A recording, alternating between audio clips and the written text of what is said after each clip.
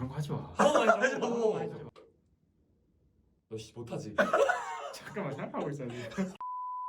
네, 안녕하세요. 시리시입니다. 오늘도 아주 특별한 손님 모셨는데요. 해외 영업 직무에 종사하시는 분을 모셨습니다. 안녕하세요. 안녕하세요. 간단히 자기소개 좀 부탁드릴게요. 네, 안녕하세요. 저는 양형무라고 합니다. 현재 국내 대표 석유화학 회사 중에 하나에서 일을 하고 있고 해외 영업팀에서 근무한 지는 약 3년 정도 됐습니다. 오늘 주말인데 또 이렇게 풀정장까지 입고 오셔서요. 별 요청이 있었어요. 요즘 재택인데 뭐 팬티만 입고 하신다고. 어떻게 알았지?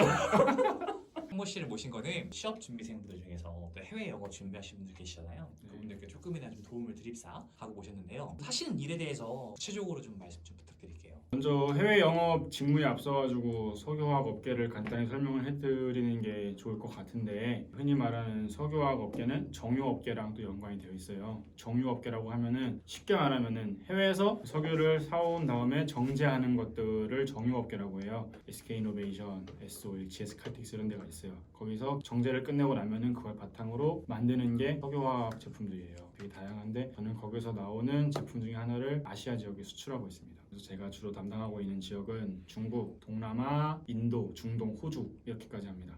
와, 그럼 다 합쳐가지고 본인이 하는 뭐 매출 캐파가 얼마예요? 그런 건 노코멘트예요. 아, 그래요? 족밥 아니야? 그러면 좀 해외 영업 하시는 분들은 좀 어떤 분들이 가세요? 해외 영업에 맞는 사람과 안 맞는 사람이 나뉠 수가 있는데, 맞는 사람이라고 하면은 사람을 만나는 거를 두려워하지 않고 새로운 언어와 새로운 환경에 적응을 빨리 할 수 있는 사람이 더 맞는 것 같아요. 그래서 보통 그런 사람들이 있는 것 같습니다. 저도 그 중에 하나고요. 안 맞는 사람은 어떤 사람이죠?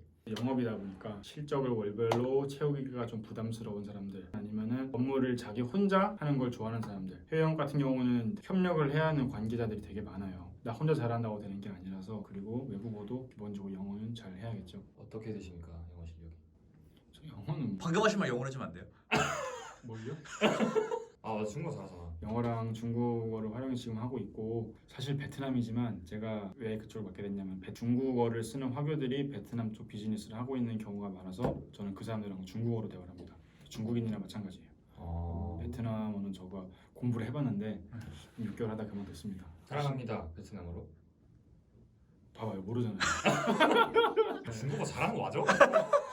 아까 전에 물어보려 했던 건데 영어나 중국어 수치화된 점수 아니면은 관련 경력 수치화된 점수. 저 같은 경우는 대학생 때 중국을 1년 어학연수를 갔다 왔어요. 그때 직후에 딴 HSK가 6급이었거든요. 6급에서도 한 200 중반 정도 되는 점수였어요. 그래서 점수 자체는 괜찮았는데, 사실 제가 입사하고 업무를 하다 보니까 중국어가 더 늘었어요. 유학 가가지고 배웠던 중국어보다 돌아와서 매일매일 뭐 이메일이나 전화나 하면서 쓰는 오피스 중국어가 늘다 보니 그게 더 실력이 늘고 말빨이 저도 다 트이더라고요. 영어 같은 경우는 입사할 때는 975로 서류를 내서 통과했는데 작년에 사내 토익 1등 했습니다. 985 나왔어요. 와. 아, 그러면 또 이 워라밸도 궁금한 게 뭐 유럽이나 미주권 한 사람들은 시차 때문에 좀 어렵지 않나요? 그렇죠. 그래서 저희 회사의 장점 중에 하나는 또 이제 유연 근무제를 도입을 해서 실제로 유럽 지역 담당하시는 선배들은 10시 반 출근, 7시 퇴근 뭐 이런 식으로 하고 있어요. 뭐 오해일 수 있는데 또 해외 영업하면 뭔가 좀 군대 문화 같고 뭔가 위계질 수 있고 약간 이런 이미지가 있거든요. 네, 그런 거는 좀 덜해요. 왜냐하면은 해외 영업 하시는 분들은 대부분 직장을 많이 다니기 때문에 오히려 상대적으로 더 깨어있거나 개방되어 있는 문화를 잘 적응하기 때문에 꼰대 문화나 군대 문화 같은 거는 오히려 저희는 더 적은 것 같아요. 다른 팀에 비해서는. 그리고 더 유동적으로 빨리빨리 처리해야 될 게 있기 때문에, 예를 들어가지고 해외 업체에서 어떤 요청이 왔는데 그거를 이제 수직적으로 보고를 다 하고 올라가기에는 시간이 너무 오래 걸릴 수 있으니 그때 때에 맞춰서 유동적으로 빨리 처리하는 게 더 나은 경우도 있어서, 그러다 보니까 완전 군대적인 문화랑은 좀 거리가 있어요. 그러면 좀 해외 영업하면서 좋은 점 힘든 점 이런 게 좀 뭐가 있을까? 좋은 점은요, 업무에 대한 성취감이 상당히 높아요. 예를 들어서 제가 처음 입사했을 때 저희 회사에 태국에 파는 게 없었어요. 거의 제가 딱 신입사원 들어오고 나서 봤더니 이제 나머지는 다 웬만한 선배들 다 이미 판매로를 개척해놔서 유지만 잘하면 되면 약간 그런 거였는데, 보니까 태국을 판매를 안 하고 있더라고요. 그래서 태국 시장 조사를 다 하고 출장 가서 거래 따오고 그 다음부터는 계속 수출하고 있어서 그런 게 되게 뿌듯했어요. 처음에 이제 발주서를 딱 받는 순간 그 쾌감이 장난 아닙니다. 드디어 땄다. 더 기분 좋을 때는 그 다음에 대금까지 다 들어왔을 때, 돈이 다 들어오면은 한 건 끝났다 드디어, 뭐 이렇게 되는 거죠. 와. 너가 신입 돼가지고 같이 선배랑 해서 따낸 거야? 선배 말고 혼자 했지. 와. 진짜? 어렵지 않아. 너희들도 할 수 있어. 와. 여기다 대고 말해줘. 당신도 할 수 있어요.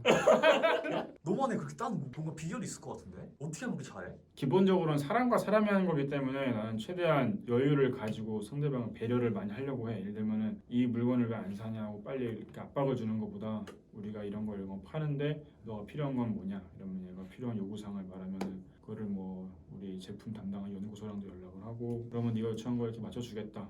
어떻게 천천히 잘 해보자 해가지고 계속 전화하고 이메일하고 출장 가서 악수 몇 번 하고 밥 먹고 하다 보면은 그리고 나는 아시아 담당이니까 나도 영어가 외국어고 걔네 다 영어가 외국어란 말이야. 아. 내가 영어를 잘해도 그쪽 영어를 못하면 답답할 수도 있어요. 그리고 걔네가 오히려 구사한 영어를 내가 못 알아듣는 확률이 되게 높아.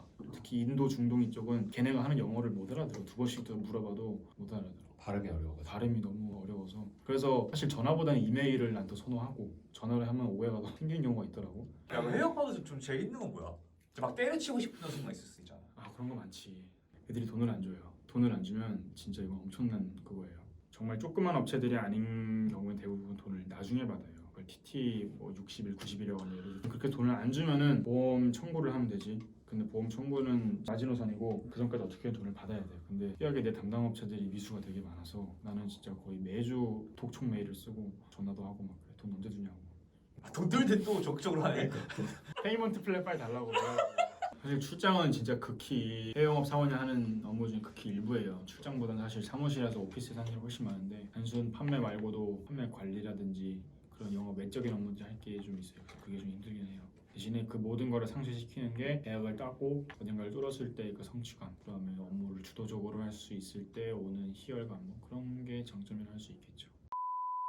그러면 커리어 측면에서 회사 내에서 봤을 때는 뭐 해외 영어 본부장이나 뭐 임원까지 할 수도 있을 거고 네. 그 회사 밖으로는 좀 어떤 이렇게 역량을 나중에 또 좀 디벨롭 해가지고 할 수 있을까? 사실 저를 포함한 대부분 해외 영업팀을 온 사람들의 원래 꿈은 아직 은퇴하고 개인 회사를 차리는 게 목표였을 거예요. 개인 상사 같은 경우에는 예를 들면 내가 사장이고 밑에 직원 한 두세 명만 있으면은 아까 말했듯이 상사로 하면은 사서 파는 거를 하면 돈 많이 벌 수 있거든요. 어렵긴 하겠지만 아직까지는 그게 사실 대부분의 해외 영업인들이 은퇴 후에 꿈꾸는 가장 큰 드림 중에 하나예요.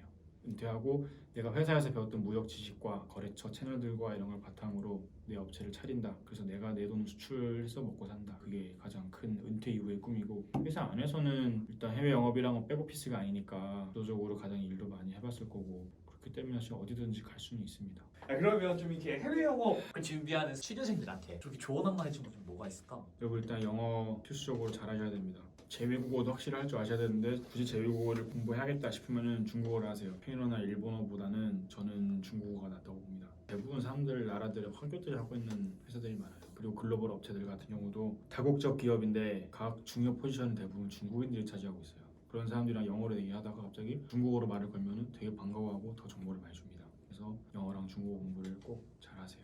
약간 친한 따거들 있어요. 그게 없어서 제가 이 모양이에요. 따고까지는 없어요. 제가 아직 그 정도까지는 아직 내공이 안 돼서 쌓아가야죠. 그 과정이 있는 거죠, 저는 지금. 여러분 이 영상이 재밌고 유익하셨다면 구독과 좋아요 부탁드리겠습니다.